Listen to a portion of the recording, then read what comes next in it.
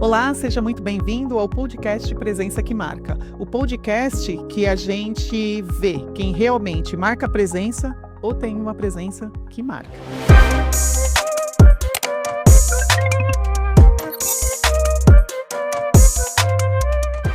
Olá, tudo bem? Presença que marca não é sobre se encaixar em um rótulo, mas sobre fazer escolhas alinhadas com quem se é. Mesmo quando o caminho não é óbvio, linear ou confortável. E num mundo que pressiona por respostas rápidas, talvez o maior diferencial hoje seja a capacidade de se escutar antes de escolher. A minha convidada de hoje tem uma trajetória que une comunicação, curadoria, escrita, projetos culturais e conversas profundas, sempre com um fio muito claro, o autoconhecimento como ponto de partida. A Thaís Polimeni atua com curadoria, casting, apresentação de podcasts, mediação de bate-papos, roteirização e desenvolvimento de projetos de edutainment, que é difícil essa palavra, equidade de gênero e economia criativa. É formada em publicidade e propaganda, pós-graduada em gestão de comunicação e tem formação em psicanálise. Entre seus projetos estão o GPS da Economia Criativa, o podcast As Minas Gerais e iniciativas voltadas à escolha profissional consciente. Em 2026, prepara o lançamento do newsletter Tápolis e da dramaturgia infantil Baú das Profissões. Ela saiu do corporativo para empreender, criou projetos voltados à escolha profissional, à economia criativa, como eu disse, e a escuta qualificada, e segue transformando perguntas em presença. Thaís Polimeni, seja muito bem-vinda ao Presença que Marca. Que alegria ter você aqui. Ai, obrigada, Gra, obrigada pelo convite. Uma honra participar do seu podcast. Estou muito animada para a gente conversar. Eva, Thaís é muito especial. Já trabalhamos juntas um tempão. Muito tempo. E hoje somos amigas e trocamos muitas figurinhas aí ao longo da nossa carreira. E, Thaís, com toda essa apresentação que eu fiz sobre você, você com essa trajetória nesse mundo da economia criativa, agora da psicanálise também como aprendizado, conta para mim, você disse que o autoconhecimento é o fio que une tudo o que você faz. Em que momento da sua trajetória você percebeu que isso trouxe clareza para você? Tá. Não foi desde sempre, porque eu costumo falar que as pessoas dizem, todo mundo tem que fazer terapia, tal. E eu fiz terapia porque eu fiz o curso de psicanálise e eu acho que existem terapias diferentes para determinados perfis, né, de Sim. pessoas. E para mim, algo que foi muito útil foi me associar à arte, foi eu ter contato com a arte. Eu acho que eu comecei a me conhecer quando eu fiz curso de teatro, que foi antes de entrar para a faculdade. E aí depois eu fui descobrir que realmente esse era um caminho que eu gostaria de seguir. E eu acho que eu comecei a me conhecer depois que eu decidi empreender.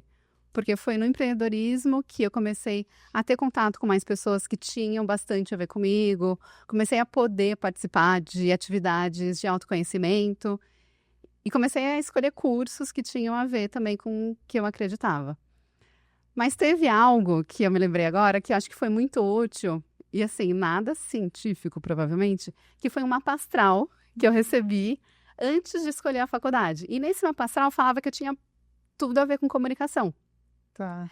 E aí quando eu recebi esse mapa, eu não imaginava, né? Porque eu estava em dúvida entre comunicação, na verdade editoração, administração e medicina, quando eu fui escolher o curso da faculdade. Então, muitas coisas diferentes. E aí eu tinha recebido esse mapa, mas tinha deixado lá do lado. E quando foi para fazer o curso da faculdade, eu fiz um processo de orientação profissional. Tá. E nesse processo foram com 2 psicólogos que conduziram a turma para escolher o melhor curso, né? O curso que mais tinha a ver. E a gente passou por algumas atividades de autoconhecimento. Só que até então, eu não sabia que tudo isso tinha a ver com autoconhecimento.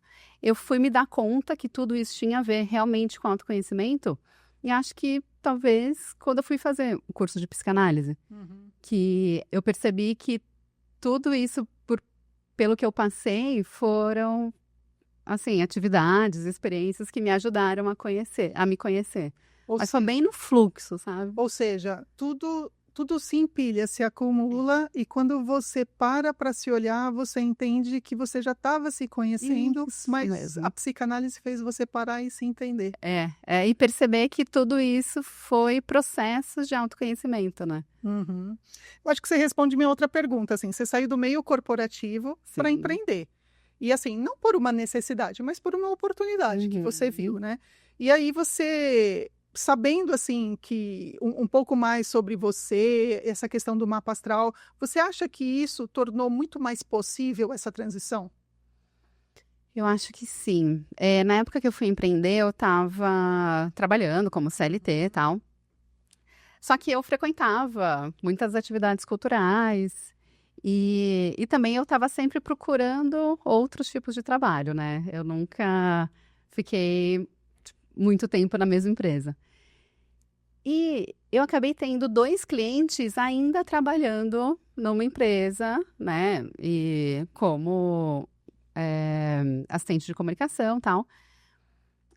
Um dos clientes que eu tinha era uma agência de animação, um estúdio de animação, que a gente fazia o blog deles, né? A gente produzia conteúdo, a gente que eu falo, eu e um amigo que depois virou sócio. Aí depois foi uma produtora, na verdade uma cantora, que eu fui produtora, que eu conheci também num show, achei ela ótima, ela falou que precisava de produtora, eu falei, tenho interesse em trabalhar com isso, vamos começar a trabalhar junto? Vamos. Daí ela indicou para um ator que precisava fazer um site. Daí eu me associei a uma empresa que fazia site. E aí eu comecei a ter esses clientes. E nessa mesma época, eu fui a um evento e encontrei um professor que tinha me dado aula de publicidade no Mackenzie. E ele comentou sobre a incubadora de empresas do Mackenzie. Certo. Que era um apoio que o Mackenzie dava para ex-alunos que queriam empreender. Aí eu fiz um projeto com o meu amigo, fomos aprovados, viramos sócios e abrimos uma empresa. E aí foi tudo acontecendo, né? Só que sempre sabendo que eu queria trabalhar com arte e cultura, ou pelo menos queria ter essa experiência, né? Porque muita gente falou, nossa, você vai sair de um emprego CLT, né? Porque eu ganhava super bem, para quem era recém-formada. E, né, para arriscar, aí eu falei, se eu não for fazer isso agora, quando que eu vou fazer? Uhum. Quero pelo menos saber como é, né? Eu sou muito assim, vamos ver como é. E então eu acho que é também uma autoconfiança, né? Que o autoconhecimento pode ter me dado, mas isso eu não tinha consciência de que era por causa do autoconhecimento. Eu acredito que a clareza de que eu tenho essa autoconfiança e se eu não tentar agora, talvez eu perca a oportunidade. Porque eu vejo muita gente fazer a transição de carreira porque está cansado e acredita que mudar o cenário vai trazer a paz que ela está buscando ou vai ser a salvação de encontrar um lugar que ela, de repente, nem sabe onde é. E eu acho que muita gente erra aí na transição de carreira. Não, e às vezes nem é transição de carreira, a pessoa só muda de empresa e acha que porque mudou de empresa vai melhorar a relação de trabalho e enfrenta os mesmos problemas. Só troca o lugar, os problemas permanecem, né? E assim, para você, esse propósito foi muito claro. Eu vou mudar o cenário, mas também eu vou mudar a forma de atuar. Muito legal, tá? E ao longo dos anos você foi ajustando essa sua atuação, como você trouxe, atuando em projetos musicais, entrando em incubadora, dentro desse empreendedorismo.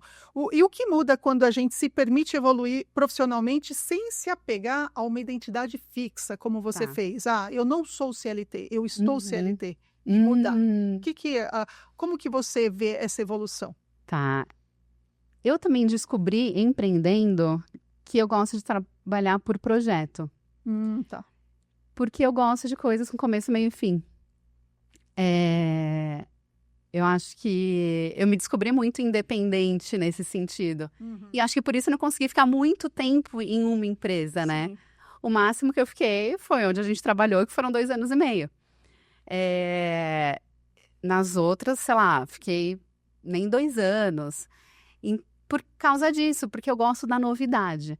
Então, eu comecei trabalhando, formatando projetos para lei de incentivo, fazendo captação de patrocínio, fazendo produção musical. Aí depois eu criei um canal no YouTube em que a gente produzia conteúdo sobre projetos, a gente percebeu que o nosso público estava indo mais para o público jovem, que gostava de ver o conteúdo que a gente fazia. Então, a gente começou a produzir conteúdo para o público jovem, e aí a gente começou a produzir projetos para o público jovem, que a gente já fazia para outras pessoas, a gente foi fazer para a gente. E esses projetos, apesar de serem projetos que a gente quer que tenham continuidade, são projetos com começo, meio e fim. Aí depois chega outra temporada ou outra edição desse mesmo projeto, mas é outra coisa. Tá. Ou seja, ciclos. Ciclos. Se encerrando e se iniciando. Começo, meio. E aí o que muda? Para mim, dá um gás, sempre. Né? A cada início de projeto é uma energia diferente. Entendi. Maior do que acho que se eu continuasse sempre fazendo a mesma coisa. Entendi. Mas aí é perfil, né? Acho que tem gente que gosta sempre de fazer. Eu acredito. Um padrão, né? Uma calma, uma segurança, uma certeza, né? Eu também acredito que seja perfil. E ainda nessa linha, assim, você tem no GPS da Economia Criativa e no Baú das Profissões, você fala primeiro do autoconhecimento para esses jovens, para depois, né, antes de falar da profissão. Foi. Porque muitas vezes qual é a sua profissão? O que você vai fazer quando você, né, terminar o ensino médio? Que faculdade você vai fazer?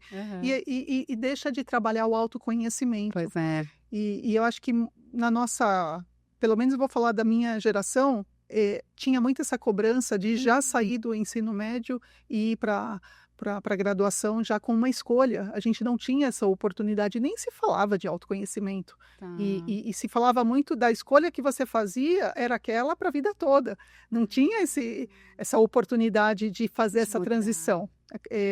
Então, eu vejo que essa possibilidade que você abre com esses projetos do GPS e do Baú, eu vejo que é uma libertação para esses jovens. Falar, puxa, então quer dizer que eu sou assim, eu posso ir por esse caminho? Acho que dá uma liberdade, né? Pois é, eu acho que eu comecei a ter essa consciência depois que eu fiz psicanálise e percebi o quanto é importante ter um autoconhecimento. Na época, hoje eu não atendo, porque eu fiz o curso para realmente fazer as entrevistas, para escrever, mas eu atendi por um período e eu lembro que eu tinha uma paciente que estava nessa fase de escolha da profissão e eu percebi que foi muito importante para ela se conhecer, né? Durante um ano, assim, que eu a atendi, depois ela escolheu uma carreira que tinha a ver com ela. E com o GPS da Economia Criativa, que é um guia de profissões selecionadas da Economia Criativa, Quer dizer aqui, ó, deixa eu mostrar para a turma que está vendo, ó. Isso. GPS, que é a geração curto-circuito. Isso, Geração Curto-Circuito é um projeto maior em que a gente tem os talks, que são bate-papos que a gente vai nas escolas conversar sobre profissões, a gente tem um podcast e a gente acabou de lançar esse guia impresso, que também está disponível online, todo mundo pode baixar em geraçãocurtocircuito.com.br. A gente selecionou 80 profissões para os jovens conhecerem, da economia criativa. E antes eu falo como escolher uma profissão. E eu faço esse exercício com eles para eles se conhecerem e poderem escolher uma profissão que tem mais a ver com eles. E o Baú das Profissões ainda é um nome provisório, que foi um edital que eu passei no Rio de Janeiro, que eu vou lançar um livro e é uma dramaturgia sobre profissões para crianças, né? Eu nunca tinha pensado em falar sobre profissões para crianças, mas eu fui num evento, apresentei o GPS lá, e aí uma pessoa que trabalha com criança falou, nossa, você já pensou em fazer um projeto desse para criança? Eu falei, não, nunca pensei em falar sobre trabalho para criança, né? Ela falou, não, é porque é uma fase em que elas estão absorvendo tudo. E às vezes elas não têm referências, né? Algumas crianças, principalmente em situação de vulnerabilidade, não têm referência de tudo que elas podem ser. E é muito legal, nessa fase, mostrar para elas tudo que elas podem ser. E aí, quando elas forem poder escolher a profissão, elas vão acessar lá no inconsciente. Sim. O que elas vivenciaram, né, na primeira infância e tal. Eu falei, interessante. Aí eu descobri que tinha esse edital lá no Rio, inscrevi um projeto e para falar sobre profissões para criança em teatro, né? E aí eu comecei a escrever. Estou ainda na metade, assim, mas já preciso entregar o livro agora e vai ser lançado em julho. E a ideia é uma menininha que encontra um baú Dentro desse baú tem alguns objetos. Quando ela usa os objetos, ela se transforma naquele profissional e descobre o que aquele profissional faz. Aham. Só que antes, ela passa por algumas perguntas. Então, tem um mapa para ela chegar até o baú. E esse mapa que vai conduzi-la são perguntas de autoconhecimento. Mas de uma forma muito lúdica, Tá. né, para as crianças. Aí eu achei interessante inserir isso Que também. legal, que legal. E hoje em dia, assim, que muitas profissões vão surgir e algumas vão acabar com essa questão da inteligência artificial, essa forma lúdica de você estar trabalhando isso com as crianças, né? Achei muito legal. E dá para adaptar, né? Então, se eu tiver colocado alguma profissão que daqui a 5 anos não existe mais, a gente pode substituir. Claro. Então, dá para fazer isso. Que legal, Thaís, que legal. E assim, hoje que você trouxe toda essa bagagem com a psicanálise, com todos esses relacionamentos que o empreendedorismo proporcionou para você, a escrita, essa mediação, os projetos, todas essas atividades que faz quem você é hoje, diferente da Thaís de anos atrás, o que você acredita que foi o grande salto para chegar aonde você chegou hoje? O que foi o diferencial? Eu sei que tem a maturidade, tem a experiência, mas o que foi o pulo do gato para falar assim, nossa, a Thaís de hoje, o diferencial nessa trajetória foi... Tá. O que eu aprendi nessa trajetória, né? Ou o que eu acabei valorizando, assim, eu acho que foi a abertura para o diálogo. Olha, forte. Eu acho que nesse momento, né, também, que a gente sempre fala de polarização e tal, escutar o outro e tentar entender. Tem aquela frase, né, muito clássica, que é: para você ser interessante, tem que ser interessado. E eu sempre fui muito interessada pelas pessoas, principalmente por quem pensa diferente de mim. Tipo, deixa eu entender, por que essa pessoa tá falando isso, tá pensando dessa forma. Então, eu acho que, cara, dialogar é a melhor coisa. Mas é claro, para dialogar, as duas pessoas também têm que estar abertas, né? Às vezes não é com todo mundo que a gente consegue dialogar. Mas eu acho que se cada um estiver aberto para escutar, perfeito. Você começou falando sobre a gente se escutar, né? Também, a gente tem que se escutar além de escutar o outro. A gente tem que tentar se entender também para entender o outro. Então, eu acho que a partir do autoconhecimento, a gente também está aberto para escutar e para dialogar. Acho que foi o que me fez também virar a chavinha, sabe? De ir pelo caminho. Por essa questão da escuta, né? Você sabe, tá, que assim, eu vejo que talvez tenha mudado ao longo desses anos que eu já fiz a transição, mas o mundo corporativo, ele é um pouco egoísta, eu vejo. No sentido de, bom, deixa eu fazer o meu, mesmo que você lidere a equipe, escute a sua equipe, mas você tem o interesse, mas você olha o que faz sentido ali para você muitas vezes. Não tem essa escuta genuína. Eu acredito que os líderes que estão interessados em se desenvolver de verdade, liderança mesmo genuína, hoje eles escutam os seus colaboradores para entender não só o que eles têm para entregar no dia a dia, ou os desafios, ou as habilidades mais fortes, mas os sonhos que eles têm, quais são os desafios que eles estão tendo na vida pessoal, essa escuta mesmo, esse interesse pela vida, porque isso faz a diferença na forma como essa equipe entrega também os resultados, esse engajamento. Tem um mentor meu que ele fala que engajamento é diferente de comprometimento, e é mesmo, porque você pode ter uma equipe comprometida, mas você ter uma equipe engajada é totalmente diferente. Eu vejo que é aí que um líder, quando ele é interessado, ele vai ter uma equipe engajada. E quando você escuta, você respeita, né? Exato. Eu lembro que a gente já trabalhou juntas, você me liderou, e eu acho que o seu diferencial sempre foi esse. Você respeitava todo mundo que trabalhava com você. Não era porque, eu sou líder, então tem que ser feito o que eu mando. Não, nunca foi assim. A gente sempre teve um diálogo muito aberto. Eu acho que esse é um perfil que faz muita diferença. Sim, porque não é a posição. Você está lá porque você entenderam que você tem uma competência para sentar naquela cadeira. Mas, por exemplo, no momento em que trabalhamos juntas, eu entendi que você tinha habilidades naquela área de marketing que me complementavam onde eu não tinha. Então, te escutar naquele momento fez total diferença para eu entregar o meu trabalho e do departamento melhor. E é muita humildade também, né? Faz toda a diferença. Faz toda a diferença. E estar nesse lugar humilde, eu vejo que muitos líderes ainda precisam aprender sobre isso. Quem hoje está disposto, engaja a equipe. Né? E falar o não sei também, né?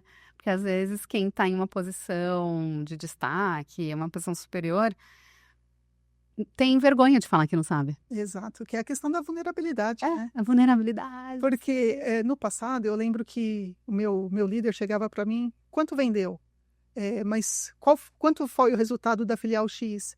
E eu pensava, meu Deus, eu tenho que ter todas essas respostas na ponta da minha língua, deixa eu ver qual foi o resultado de ontem, quanto vendeu, quanto entrou de estoque. E hoje eu penso, por que eu tinha que ter todas as respostas? Será que minha memória tinha que ser tão assim, potente? E eu vejo que a gente meio que se olhava como máquinas. O líder tinha que ser uma máquina de ter todas as respostas e não se permitia sair desse lugar. E hoje, se permitir ser vulnerável para poder entender, olha, não tenho todas as respostas, mas sei onde está, posso buscar e te entregar. Porque o mundo está muito assim rápido de mudança de informação e a gente não vai ter mesmo. E ter a equipe para te promover isso faz toda a diferença para a gente poder seguir em paz com a saúde mental, hoje tão falada, né? Sim, e é realmente isso, né? Uma equipe, cada um apoiando um ao outro, deixa o dia muito mais leve, muito mais feliz, né? Sim.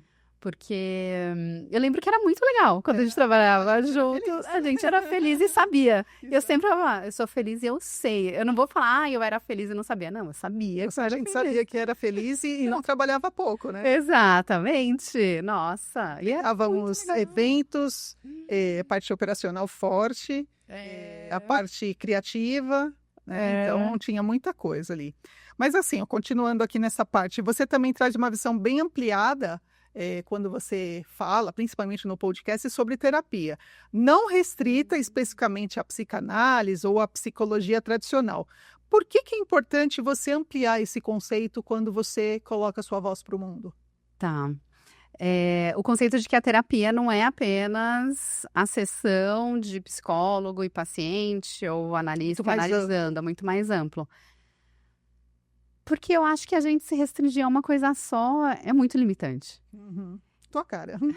Pois é, né? A pessoa murcha é poli. Poli. Eu até falo isso, né? Que o meu nome é Thaís Polimene. Então, Thaís já termina com S, que é um plural. Poli, que já é poli. Mene é o final I, que é um plural do italiano. Então, é tudo muito plural. E eu acho assim, por exemplo, quando eu fiz análise, eu adorei.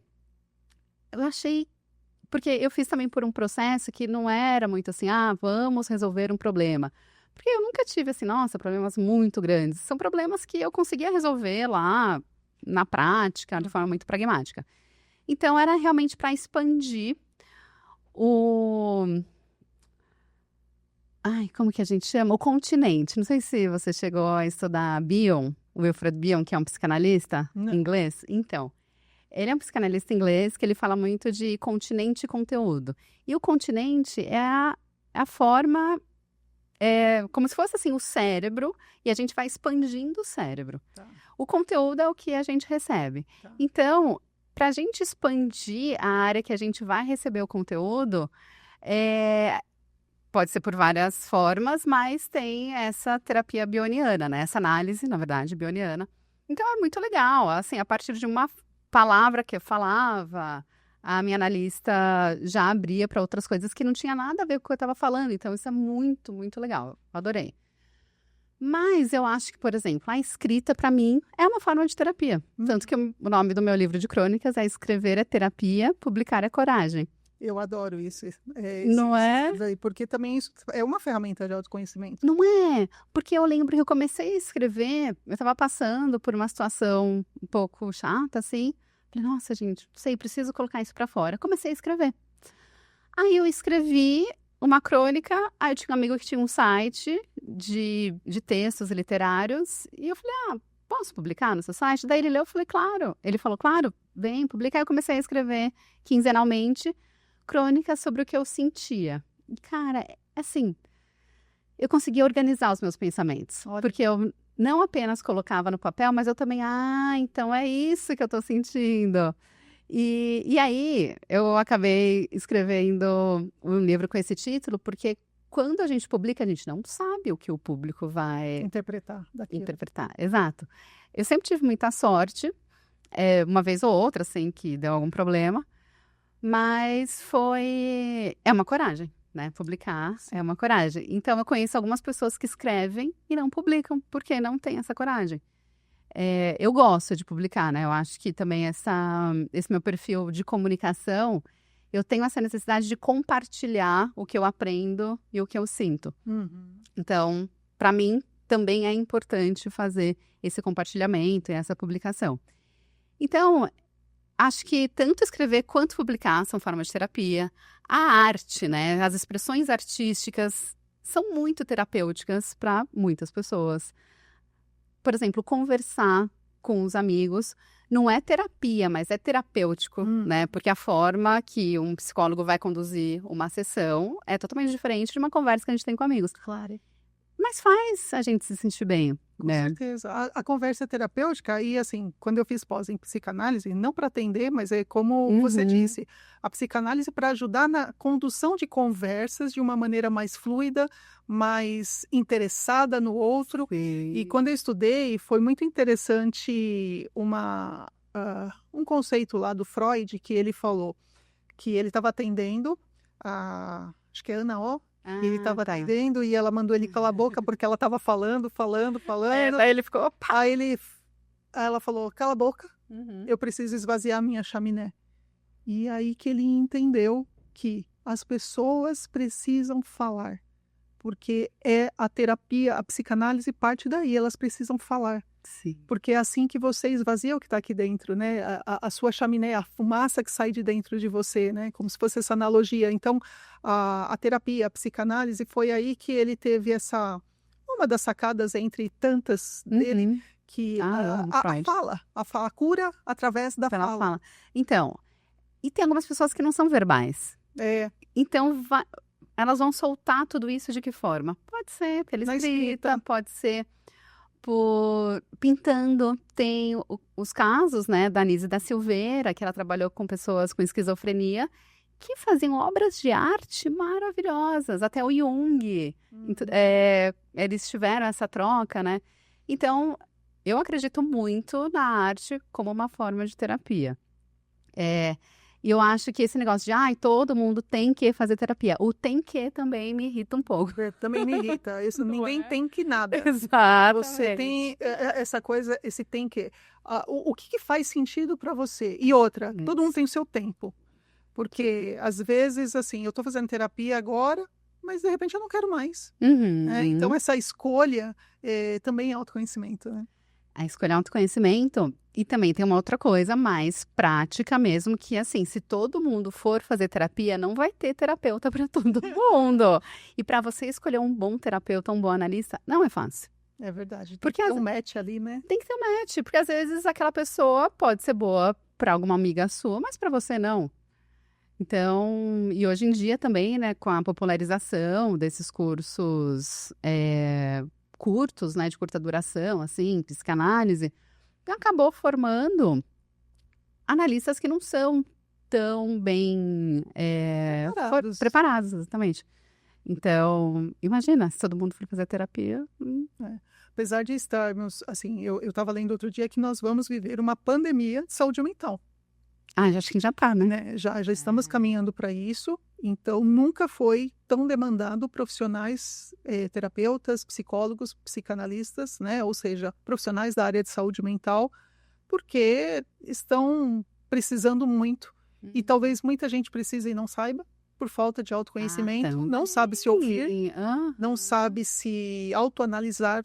Olha, preciso buscar ajuda, Ou se negar também, né? Existe a negação também. Não, nunca precisei disso. Porque no passado tinha um pouco dessa questão. Não, isso não é... O estereótipo, Isso né, vai de passar. louco também. Exatamente. Então, hoje, terapia, para mim, é como você buscar, é tomar um banho, é fazer uma massagem, Sim, é um bem-estar autocuidado também. um autocuidado.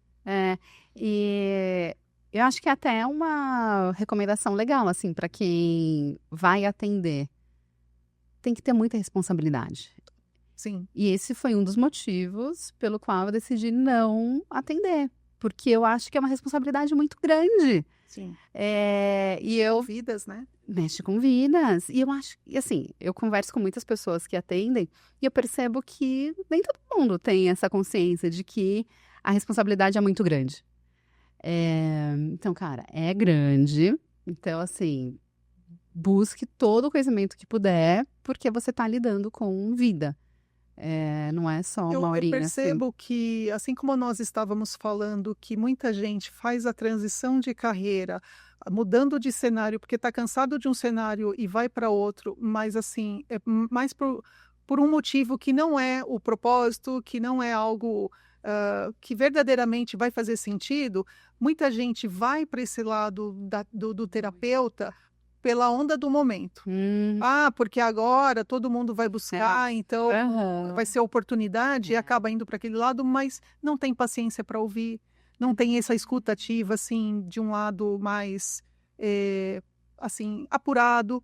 Então acaba fazendo uma formação ou buscando um curso, mas não é uma pessoa que tem essa habilidade. Todo mundo pode fazer o que quiser, mas às vezes não tem essa habilidade para atender pessoas de um jeito carinhoso, de um jeito genuíno. E eu acho bom ter uma dedicação, né? Pode ser que daqui a uns anos eu queira voltar a atender.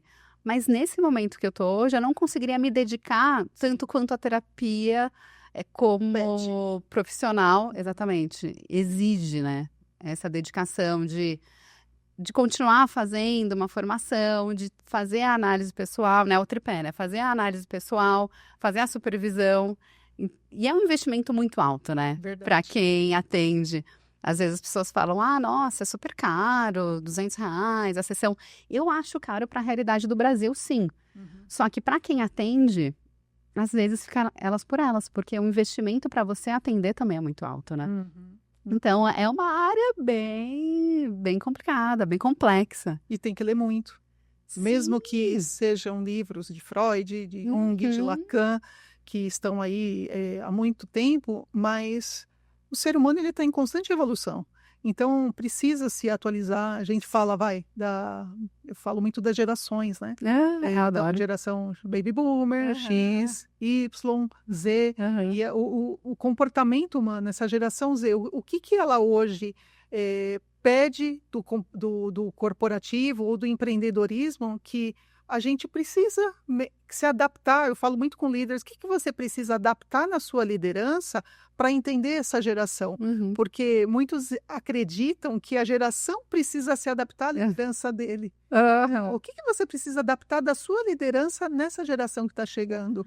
Então, entender um pouco de psicanálise, de psicologia, é entender o quanto você também precisa se adaptar ao comportamento humano, que muda. O mundo evolui, né? E a partir da escuta, né? E a partir da escuta, da observação, do autoconhecimento. Isso. Por que tem que ser sempre desse jeito? Por que você não pode se flexibilizar, né? Nossa, maravilhoso, é isso mesmo.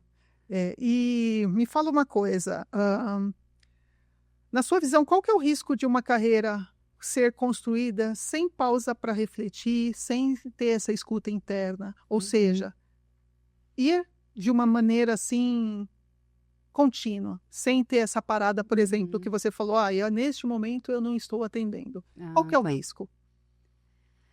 Eu vou dar uma resposta bem de psicanalista. Depende. Porque tem pessoas que eu acho que não precisam mesmo refletir. Escolheram lá uma profissão tradicional, vamos supor, médico.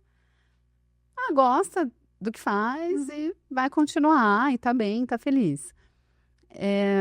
Mas eu acho que a partir do momento que você sente um desconforto e não se ouve, não ouve esse desconforto e continua sem pausa, para refletir, achando que trabalho é isso mesmo, é difícil, é só para ganhar dinheiro, e não é, né? Porque a gente fica a maior parte do tempo no trabalho, aí pode dar um burnout, que é o que mais está acontecendo, e eu acho que é por isso. Porque as pessoas não se escutam, não pausam, não refletem se é isso mesmo que elas querem. Eu acho que o principal é o burnout que pode acontecer. Mas eu acho que nem todo mundo precisa também dessa pausa. Eu acho que se a pessoa tá bem, tá feliz, não precisa mexer também nisso, né? Nesse ritmo. Ela pode seguir de boa. Eu acho. Algumas pessoas falam, né, que... Algumas pessoas podem entender isso como um comodismo. Mas eu não sei se a pessoa tá feliz. Exato. Eu acho que tem muita cobrança externa. Olha, a pessoa tá numa zona de conforto, será? De repente ela tá estudando muito, mas sai naquela Porque linha. ela gosta. Nem todo mundo precisa ser líder também, né? Exato. Você pega um dentista. Um dentista é sempre um dentista. Ele não é líder. Ele é um profissional autônomo que está sempre se atualizando, sempre buscando a mais alta tecnologia, ou seja, só por causa disso ele não evolui, muito pelo contrário, né? Eu acho que essas carreiras mais tradicionais, quando as pessoas escolhem desde o início, com consciência, eu acho que é mais fácil elas se manterem. Agora, essas carreiras, na verdade, essas profissões mais novas, a gente está descobrindo agora, né? Sim. Porque são cheias de altos e baixos, e a gente não sabe se vai existir daqui a um tempo, e é isso, né? Tem profissões que ainda não existem. Novidade, né? Otá, eu quero trazer um tema aqui, que nem tá aqui na pauta, mas conhecendo você do jeito que eu conheço, eu lembro que teve uma época que você tinha, não sei se ainda é um hábito seu, um lado bem minimalista, de roupa, de coisas. Sim. O que é isso na sua vida? É ainda uma forma de viver? Eu acho que eu tenho esse lado mais por uma questão de sustentabilidade, uma preocupação com o meio ambiente.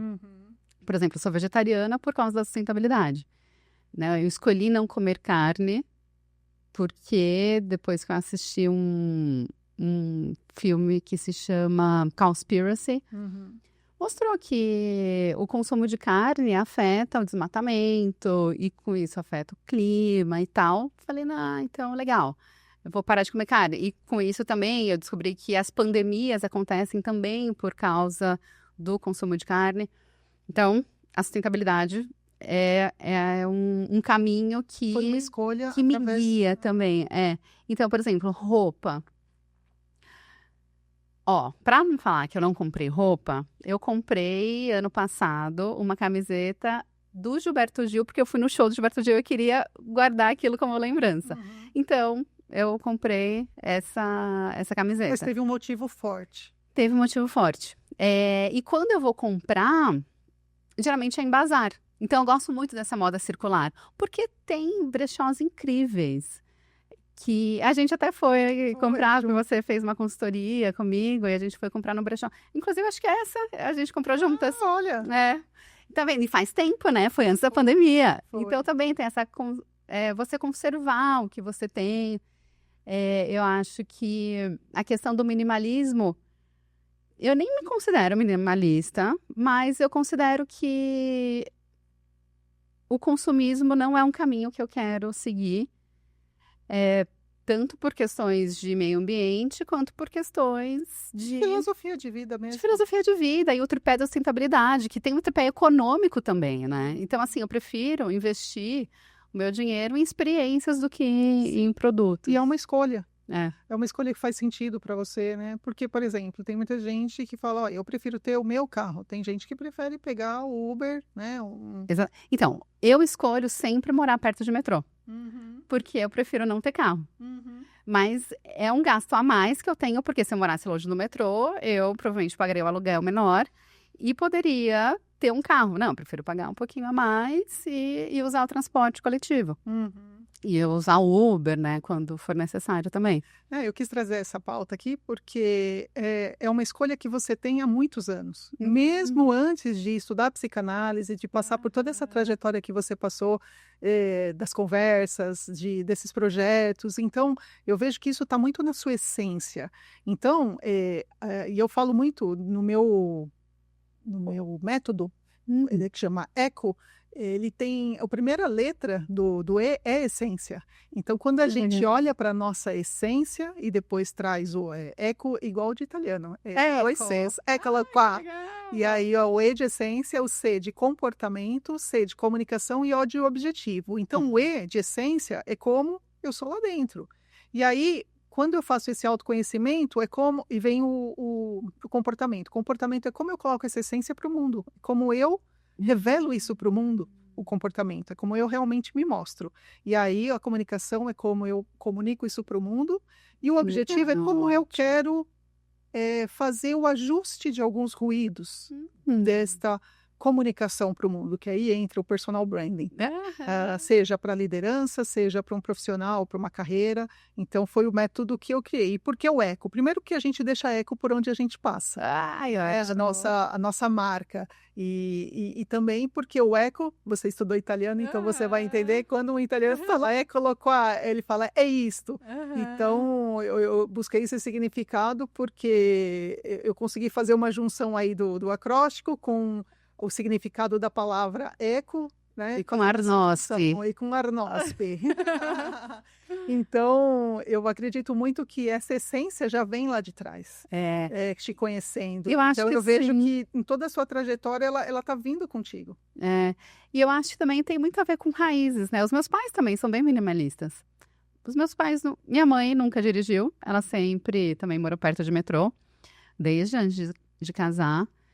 Sempre usou transporte coletivo. Meu pai também, a gente tinha carro, mas era um carro para transportar. Sim, né? Para atender a necessidade. Para atender a necessidade, isso. E essa coisa da sustentabilidade, eu acho que também, minha mãe, ela nunca foi consumista, nunca foi de comprar. O meu pai, por exemplo, sempre gostou de planta, então tem uma praça perto de casa que ele cuida da praça e planta lá. Tem árvores já enormes, dando abacate, assim, que ele plantou, sabe? Então, acho que tem muito das raízes, a gente também se reconhecer, sabe? A nossa ancestralidade, né? Além dos nossos pais até, que é importante também a gente olhar, né? E reconhecer tudo isso. Legal. E o podcast, ele nasceu assim, eu acredito muito que mais do que marcar presença, que é fazer o check, a gente tem que ter uma presença que marca. E para mim, você tem uma presença que marca, onde você chega pela sua simpatia, pela sua forma interessada em estar ali. E eu quero saber de você, o que é para você ter uma presença que marca? Eu vou continuar na conversa que a gente teve, que eu acho que foi super esclarecedora. É você se conhecer e ser quem você é. Não precisa inventar outra pessoa. Seja quem você realmente é, porque as pessoas vão gostar de você, você não precisa ter nenhuma máscara, né? E não existe ninguém igual ao outro. Isso que é o mais legal. Então, para que a gente vai querer imitar o outro, né? Então, acho que vem do autoconhecimento, que vem a autoconfiança, e aí a gente cria essa presença que marca. Esse motor que leva a gente adiante com tudo que a gente tem de bom ou de não tão bom, que tá aí para evoluir, né? E é o que todo mundo fala, todo mundo vai criticar. Seja na sua frente ou não, pode ser que as pessoas não gostem de alguma coisa ou outra. Mas a gente tem que ter essa autoconfiança de que a gente gosta da gente. Eu acho que isso é o principal, né? A gente gostar da nossa presença também, né? Tem uma coisa que eu acho muito importante. Ficar sozinha. Tem gente que não consegue. Gostar da nossa presença. Gostar da nossa presença. Acho que o principal, se você gosta da sua presença, você já tem uma presença que marca. E eu amo a minha presença, a minha companhia.